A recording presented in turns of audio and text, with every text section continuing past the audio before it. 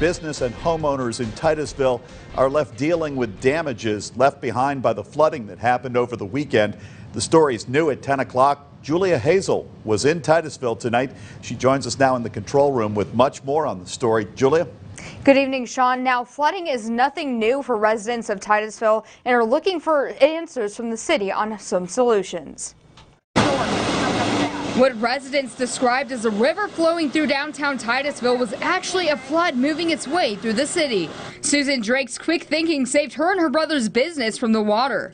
Sandbags, so I ran to the builder's supply, thought 8 will be enough, and by the time I came back it was almost up over the sidewalk, so I drove back out to the builder's supply and got another 8 bags. The owners placed a sandbag down flat right here as a barricade to prevent what they called a river from going into their business.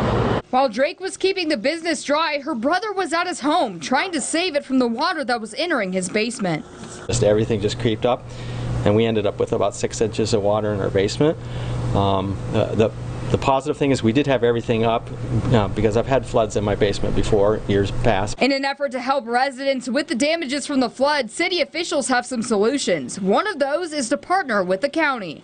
We're looking into a possible matching thing with the county. I don't want to speak specifically, but it's a pretty good chunk of money that we would use, and the county would match it, and then we would decide how much we're going to give individual business and help them out. There will also be a day for volunteers to help those in the community.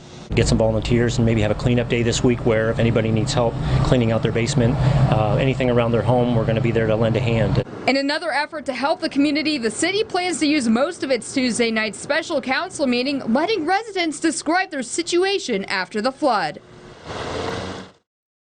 Now, as far as long-term solutions go, city officials did say that they're giving residents the options to speak tomorrow night at that meeting. And of course, officials did also mention that they've been trying to come up with some solutions since the 90s, as this has been an ongoing problem for over 100 years at Titusville. Yeah, we've reported on it before, and I'm sure it is the long-term solutions that they're most interested in. Yes. Julia Hazel live in the control room. Thanks, Julia.